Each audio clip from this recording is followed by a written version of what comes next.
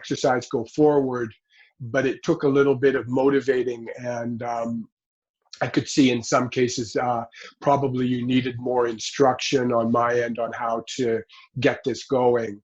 So maybe the lesson learned here is not to test things out in the classroom like this, but I thought I would see if this would be a good tool for us.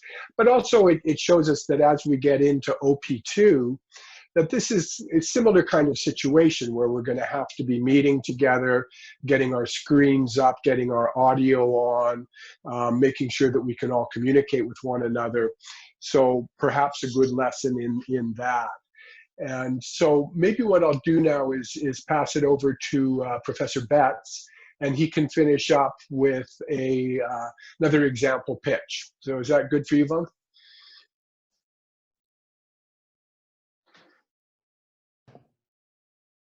That sounds good, Ken. Can you see my screen and can you hear me? Yeah, both. Yeah. Okay, so now you're going to see the pitch that Dr. Tallman, Abbott, and myself came up with, and you can critique us. So let's see if I can get past the AV issues to start. Okay, so about 3 years ago, I was in Xi'an, China, which is famous for the terracotta warriors. So I had a great time going in and seeing this amazing archaeological site.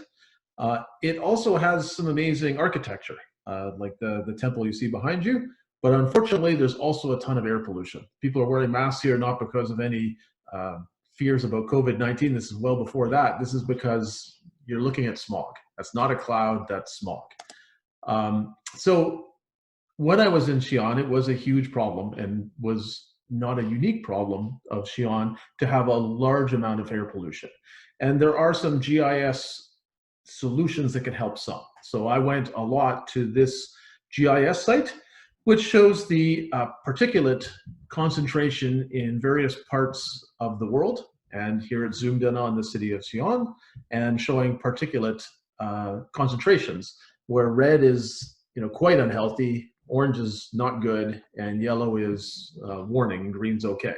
So when I was there, it was mostly red. It was very high, and you couldn't see very far, and it really kind of impacted my trip, unfortunately. Okay, so what exists are these kind of maps that can show you what pollution is out on a given day, and you could try to stay inside. We want to go beyond that. How can we make the situation better? Well, we could see where a lot of this pollution was coming from. This is a big coal-fired generating plant that I saw on the way from my hotel to the airport.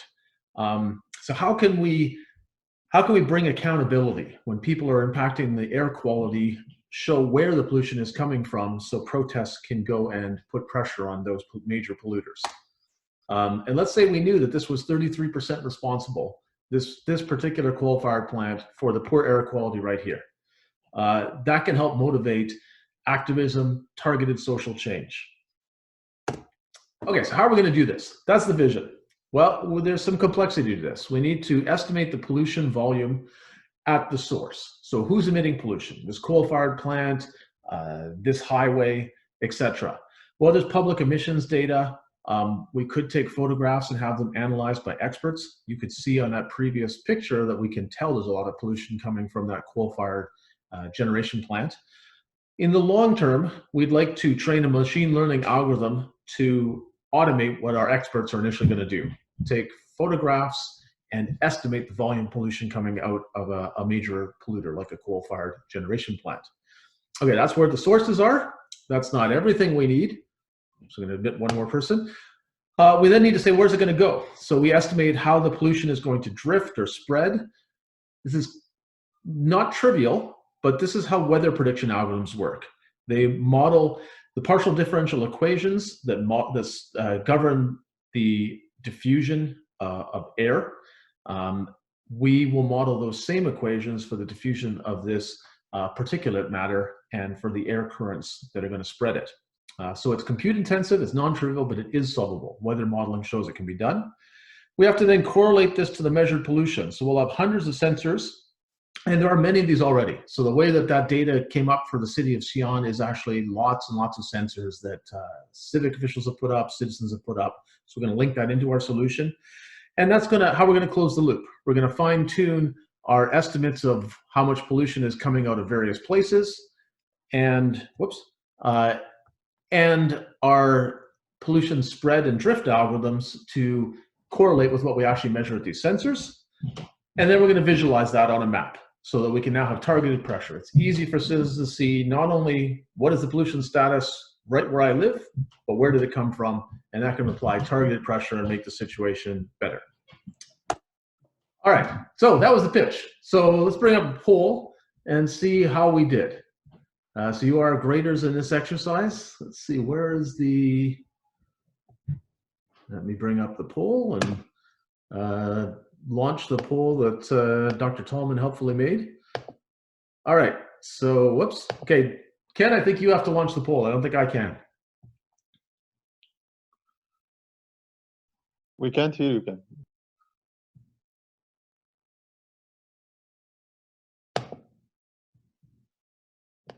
Okay, are you able to launch the second poll, Ken? You're muted, Ken. Okay, looks like it's going now. Great. Okay, so everybody take just quickly, you should know. You have a gut feel, was that a good pitch or not? If you've already forgotten it, it's a bad pitch.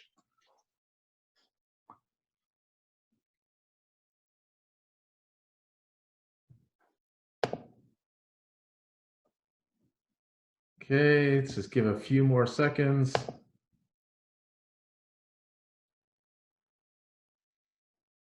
All right, so maybe like 10 more seconds. So if you're on the fence. Sorry, I ended it. No, go ahead. Share it, Ken. That's good enough. I think we got a good sense of what people think. So why don't you just share the results then? Okay, so what do people think? So we did not so great. 2 thought we were great. 7 thought we were pretty good. 8 thought we were average, and 1 thought we were unconvincing. Okay, so on the chat, if you can, just give us some feedback. Why? And don't worry, you're not going to hurt our feelings. We didn't try to do the absolute best pitch we could. We thought we left a few flaws in it, although we did try reasonably hard. It's not great to make a super good pitch. So on the chat, anybody got any feedback of what did you like, what did you not like, anything? Okay, so we got Peter saying it was a concrete problem, good motivation. Andy saying the last slide was word heavy. Let's go back and take a look at that. And yeah, this is definitely word heavy. So I totally agree. This would probably be better as a flow chart, maybe some pictures, like just picture what are these different pieces of the algorithm. So I completely agree. This was done partially to give something, an example of something you probably should not do, not very visual, and also running out of time. Right, so running out of time makes you make slides that are less visually beautiful. The how title is weak. Yeah, you're right. That's not. We could make that stronger. So that's Peter has joined in as well with the header. So all really good ideas. What about? Okay, so I introduced this with a story. So initially, I kind of went with more pictures, a story, review of what's out there. You know, I didn't say nobody's done anything like this before. There are products like this, but there's a gap. They don't show you where the pollution came from. That gap's actually kind of hard to address. It's complicated, so I went through some of the techniques that we've used. What do you think of that? Abid, if nobody else is weighing in, go for it. What do you think of it? I liked it. Okay, so Abid liked it. So I was trying hard to actually use a story to introduce it. So if you didn't like that part, that's the best I could do. I was trying hard to grab your attention. It's actually a tough problem. We're not expecting you in a pitch to show us we got all the answers. What I was trying to do here is we at least understand the part that's hard and we have some idea. And if I was in the audience, I would say this is not a bad plan. Like, you seem to understand some of the technologies is non-trivial, but you seem to understand what you have to build. But I completely agree. Weak header, not many pictures. I think the earlier part's much more pictorial. It would have been better to stick with that. And Vaughn, one thing I would say about the story at the beginning is one of the things that makes it work well is that it's kind of a personal story. So it connects you with the story, then with the audience. It's not a story about someone else and their experience. It's a story that's personal. And I think that's a good feature as well. Yeah, it is a true story. I really enjoyed seeing the Terracotta Warriors. Right by them is actually a mountain that is famous in Xi'an that you can go up and climb and see the landscape, and didn't bother doing it because frankly you couldn't see across the courtyard. So it really does impact quality of life and tourism. Okay, so hopefully that is illustrative and helpful. There's not hard work here. Didn't say this, but we assigned this all to Abid, right? So you've seen Abid do lots of good things in the course, so that's the team. We're going to solve those because we're just going to give all the work to Abid. Let me quickly show a few.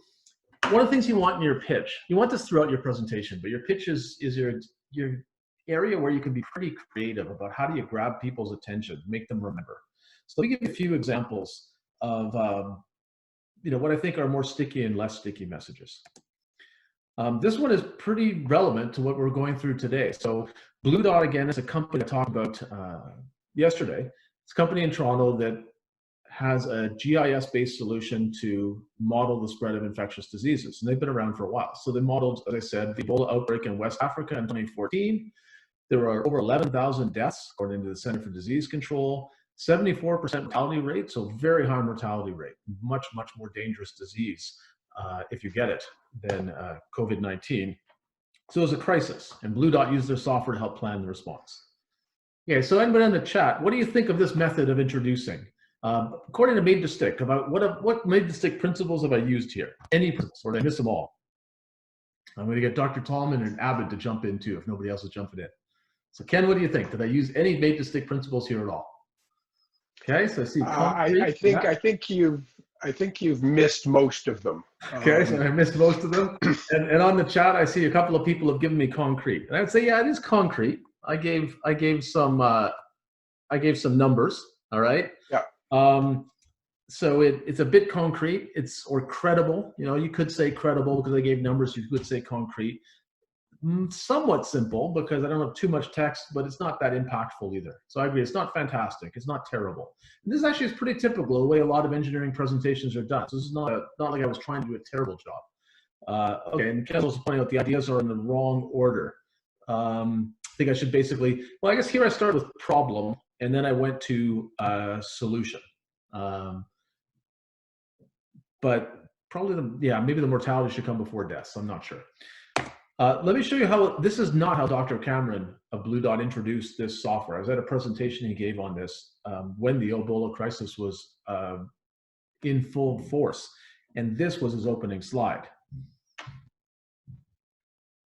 And it was very silent in the room. So I think this one, I shouldn't say that, but Ken, would you agree this is actually much more emotional impact?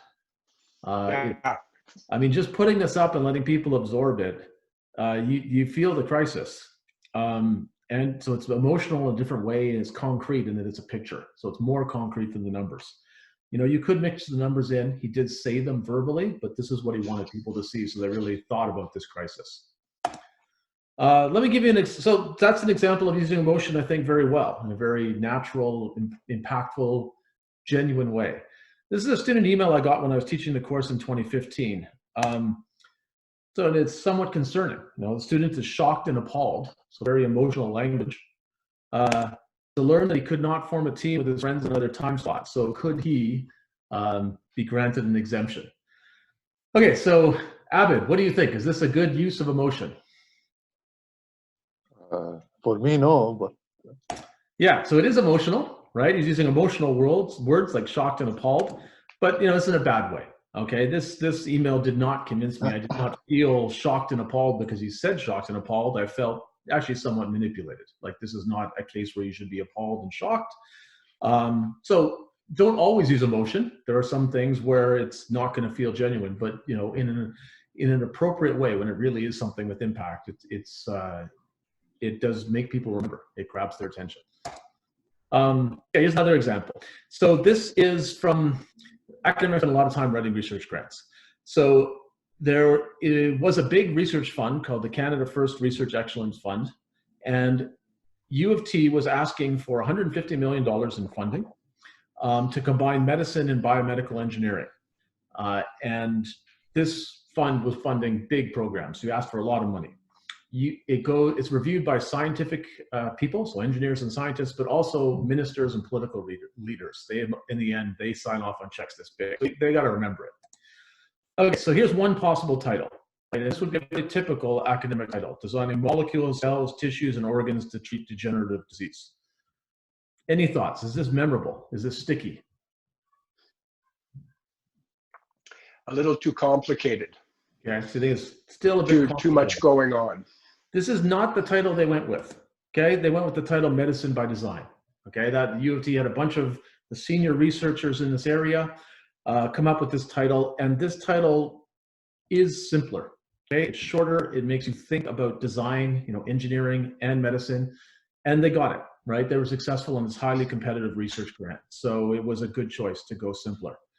I was part of a task force to do another research grant, not this one. It's going for even more money in the same program. Our title was nowhere near as good as this. We came up with a bit of a long title, kind of like that, and we were unsuccessful. So for that sample size of 2, go simple, including highly technical research things. Okay, so this is like a lot of words, but basically for that Medicine by Design research grant, here would be a typical way to say, what are you doing? Your introduction.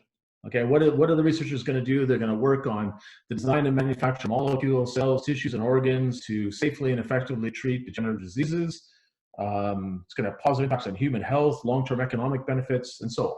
Okay, all good things that should get our political leaders and our scientific leaders excited. So that's one way you can write this. This is actually a pretty typical way to write this. Let's see if I can make this advance again.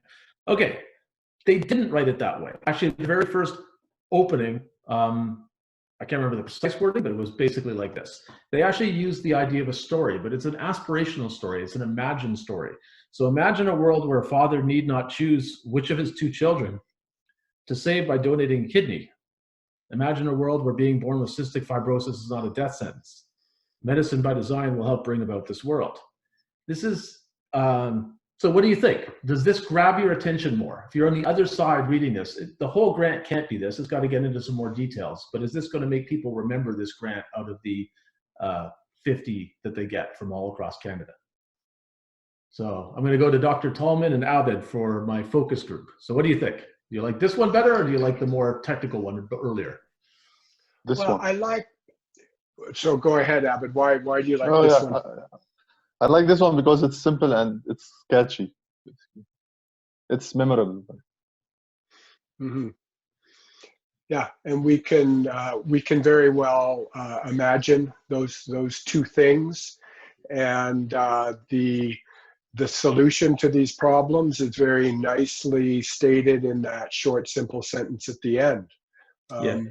So I think that they've got our interest and attention. So what principles is this used? What do you guys think?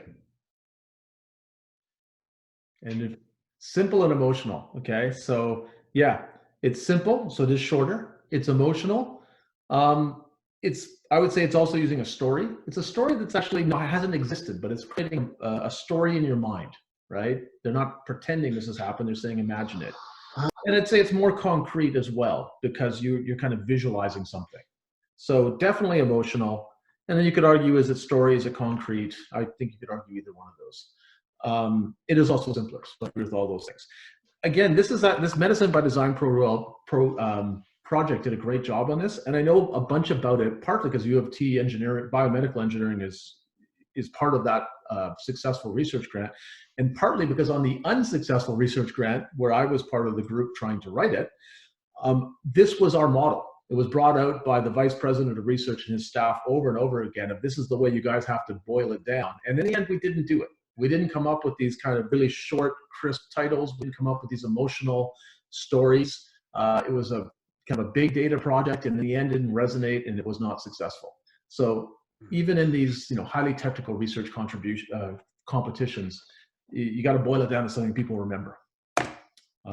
Okay, let's talk quickly about adapting to your audience.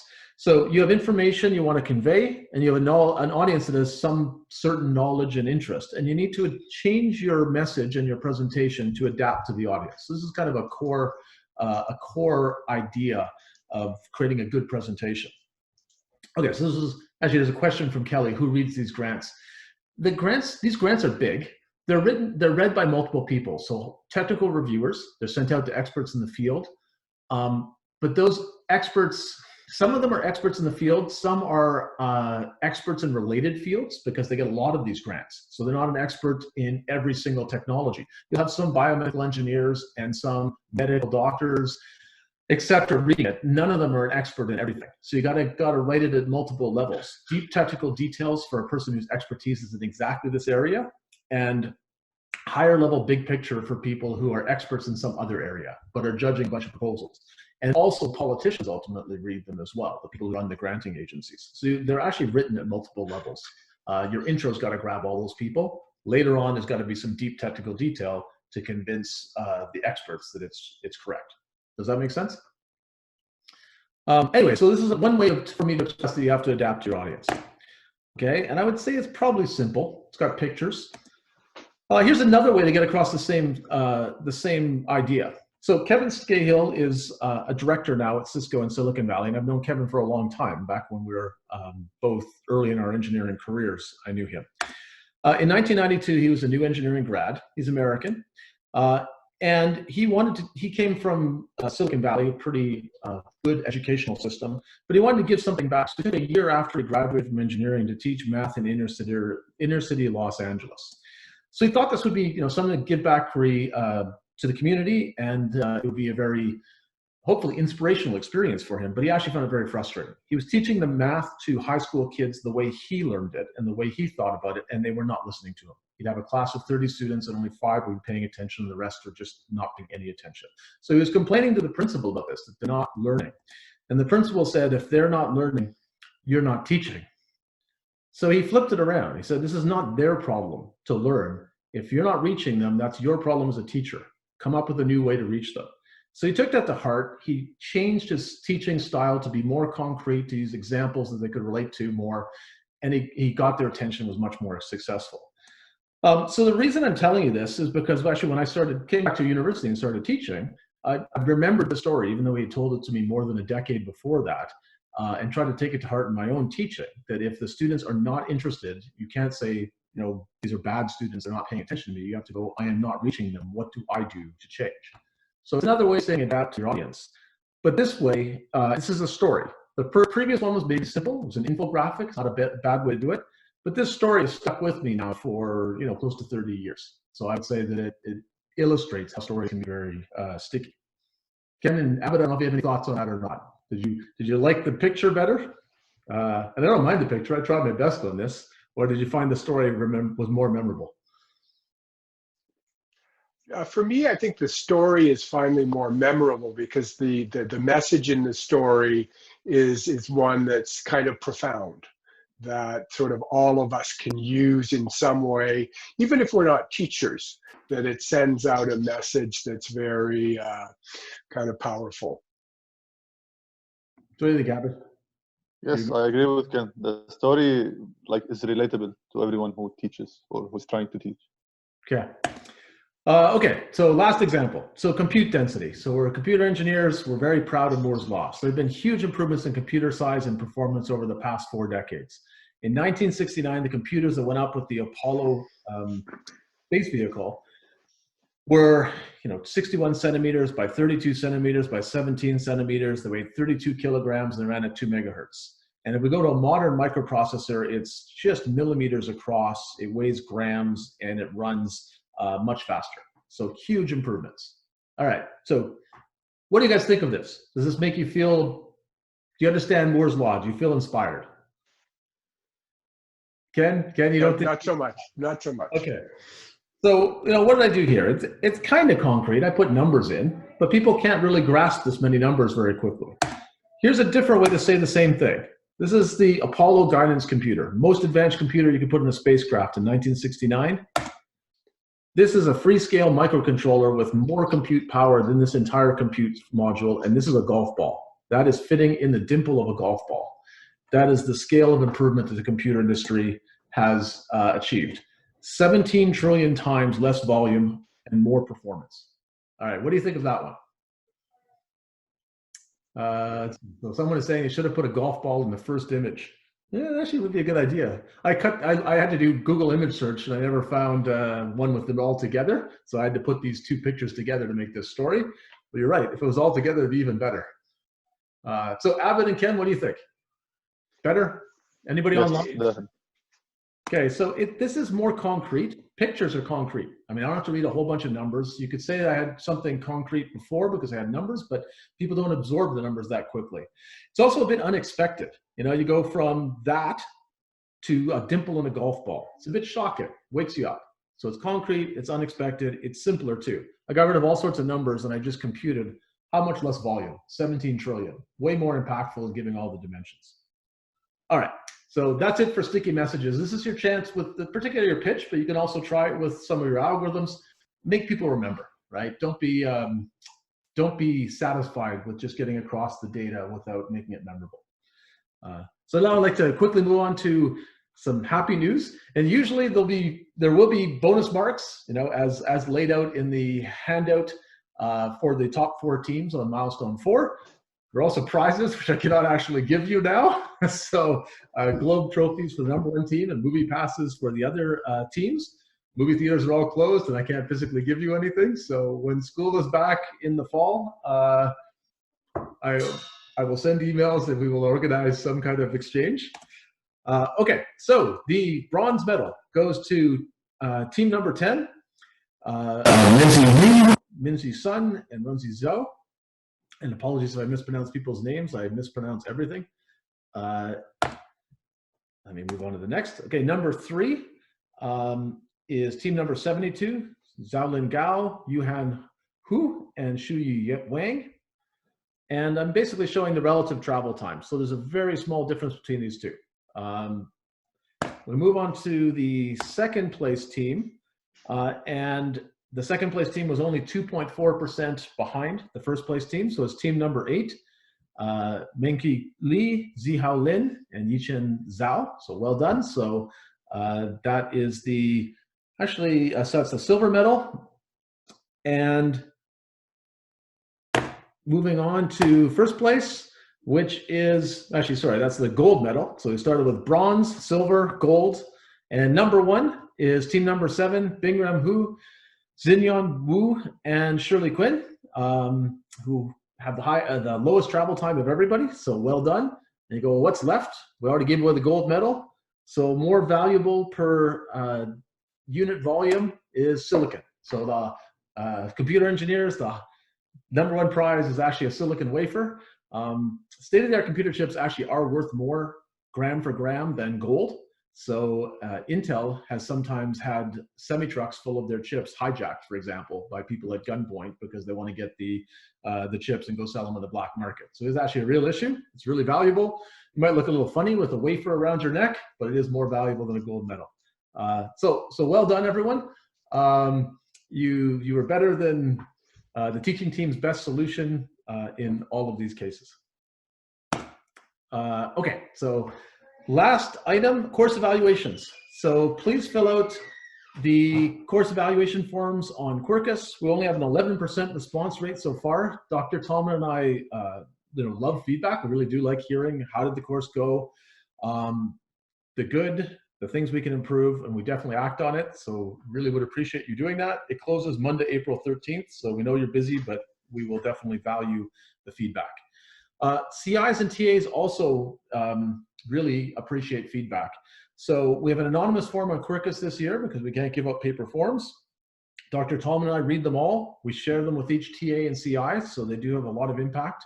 And this link will take you to that form. It won't take you long to fill out. And that is all I have to say. This might be a good time to go fill that out right now. Because the last things we'll say is it's been a strange semester.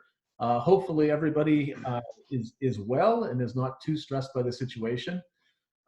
This will probably be a semester you never forget. So take care of yourself. Good luck with on all of your exams.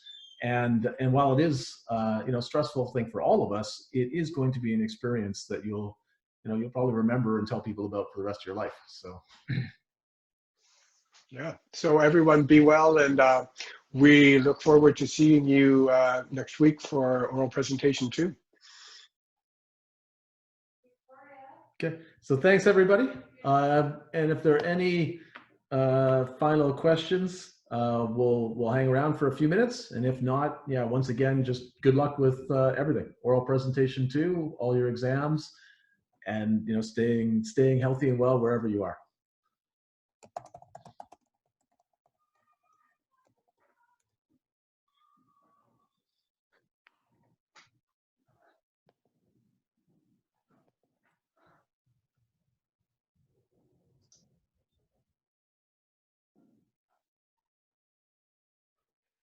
Okay, so I'm going to stop the recording.